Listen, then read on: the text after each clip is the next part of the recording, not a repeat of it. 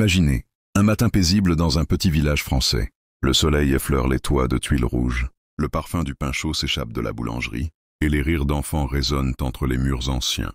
Mais soudain, un grondement sourd monte au loin. Pas le bruit d'une charrette. Non, des moteurs, lents, lourds, et derrière eux, un martèlement sec de bottes, régulier comme un battement de cœur sinistre. Ordur-sur-Glane. 10 juin 1944, les véhicules blindés de la division SS da Reich entrent dans les rues étroites. Les habitants, surpris, sortent sur le pas de leur porte. Certains murmurent, d'autres restent figés. Les soldats descendent en silence, leurs visages impassibles, leurs armes prêtes. L'air semble se figer, lourd et irrespirable. Un ordre bref éclate dans l'air. Les hommes sont envoyés d'un côté, les femmes et les enfants de l'autre. Les mères serrent leurs enfants contre elles. Les regards se croisent, pleins de peur et d'incompréhension. Les plus âgés sentent déjà la fin arriver. Les soldats ferment le cercle comme une cage d'acier invisible. En quelques heures, le village devient un brasier. L'église brûle comme une torche. Les maisons s'effondrent dans des gerbes d'étincelles. Et la fumée noire étouffe le ciel. 642 vies s'éteignent dans un silence assourdissant.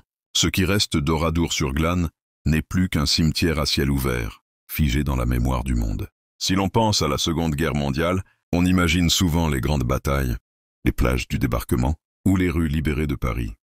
Mais derrière ces images célèbres, il existe des histoires plus sombres, moins connues, où la guerre frappe avec une cruauté insensée. Ordur-sur-Glane en est l'exemple le plus glaçant. Un village anéanti non pas sur un champ de bataille, mais au cœur de sa vie quotidienne. En juin 1944, la France vit des jours d'espoir et de peur. Les Alliés ont débarqué en Normandie.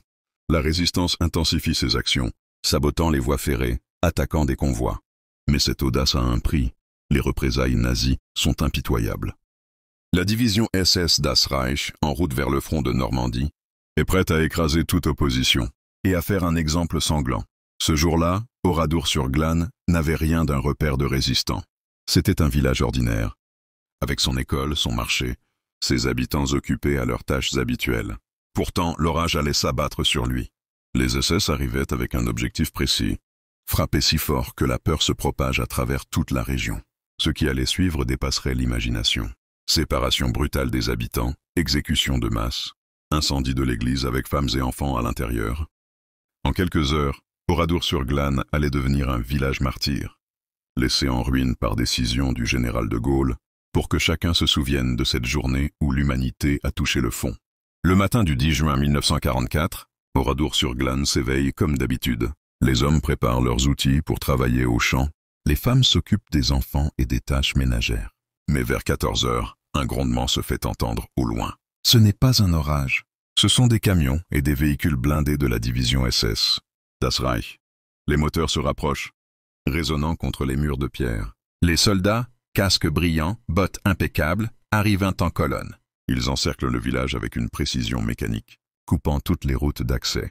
Les habitants se rassemblent dans la rue principale, perplexes et inquiets. Certains pensent à un simple contrôle d'identité, d'autres devinent que quelque chose de terrible se prépare. Les SS impassibles donnent des ordres secs. Leur chef exige que tout le monde se réunisse sur la place centrale. Les regards se croisent, lourds de questions muettes. Le soleil tape fort, mais l'air est glacial. Sur la place centrale, le silence est presque total, seulement troublé par le cliquetis métallique des armes. Un ordre claque en allemand. Les hommes d'un côté, les femmes et les enfants de l'autre. Les SS pointent leurs fusils, guidant les habitants comme du bétail. Les mères serrent leurs enfants contre elles, les larmes aux yeux. Les hommes échangent des regards graves. Certains tentant de rassurer d'un signe discret, mais tous sentent que ce geste pourrait être le dernier. Les hommes sont envoyés vers des granges et des hangars. Les portes se referment derrière eux. Les femmes et les enfants sont conduits à l'église. Le bâtiment, symbole de paix et de refuge, devient soudain une prison. L'air est lourd, saturé de peur et d'incompréhension. Dans un coin, une vieille femme murmure une prière, tandis qu'un enfant demande à sa mère pourquoi les hommes en noir crient si fort. Dans les granges et les hangars, les hommes sont alignés contre les murs. Les SS installent des mitrailleuses à l'entrée. Un officier observe sa montre, comme s'il attendait un signal invisible. Puis, sans un mot, les rafales éclatent. Les balles fauchent les corps, les uns tombant sur les autres dans un fracas sourd. Les survivants, grièvement blessés, gémissent, mais les soldats passent entre eux, achevant les mourants d'une balle dans la tête. Une odeur âcre de poudre et de sang envahit l'air. Les planches des murs sont tachées de rouge.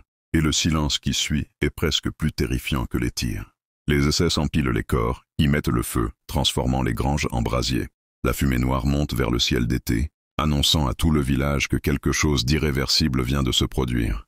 À l'intérieur de l'église, les femmes et les enfants sont entassés. Les bancs ont été repoussés contre les murs pour faire de la place. Des soldats ferment les portes, les verrouillent de l'extérieur. Un instant de silence. Puis, par les fenêtres, ils lancent des grenades fumigènes et des caisses remplies de matières inflammables.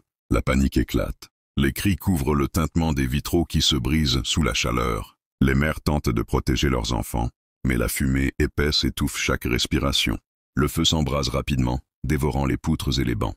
La lumière rougeâtre danse sur les murs de pierre, projetant des ombres déformées. Certains essaient de forcer les portes, d'autres se ruent vers les vitraux, mais les balles des SS les fauchent avant qu'ils ne puissent s'échapper. En moins d'1 heure, il ne reste que des cendres et des corps calcinés. L'église, autrefois lieu de prière, devient un tombeau. Quand le silence retombe, Oradour-sur-Glane n'est plus qu'un squelette fumant. Les rues sont jonchées de débris. Les maisons effondrées laissent apparaître des poutres noircies. L'odeur âcre de chair brûlée se mêle à celle du bois calciné. Aucun oiseau ne chante. Les rares survivants, cachés dans les champs ou les fossés, observent de loin la fumée qui monte vers le ciel, comprenant qu'ils n'ont plus de foyer où retourner. Les SS quittent le village en laissant derrière eux une scène d'horreur totale. Les flammes consument encore l'église, la cloche fond lentement sous la chaleur. Les jouets d'enfants, carbonisés, reposent sur le sol noirci. Ce qui fut un lieu de vie est désormais un monument de mort. Un avertissement que les nazis veulent graver dans les esprits.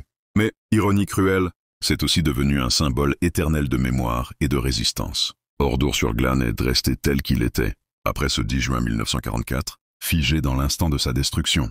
Le général de Gaulle décida de ne jamais reconstruire le village, le laissant en ruine comme un témoignage éternel de la barbarie nazie.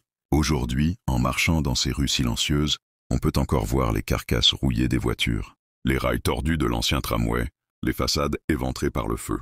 Chaque pierre raconte l'histoire des 642 vies, arrachées en quelques heures. Hommes, femmes, enfants. L'air y semble plus lourd, comme si la douleur des âmes perdues imprégnait encore les murs. À l'entrée, une simple plaque porte ces mots. « Souviens-toi ». Ce n'est pas seulement un appel à la mémoire, c'est un avertissement. Car oublier, c'est permettre que l'horreur se reproduise. Oradour-sur-Glane n'est pas seulement un village martyr. C'est un cri silencieux adressé au monde entier. La paix est fragile. Et la guerre, quand elle frappe les innocents, laisse des cicatrices qui ne guérissent jamais.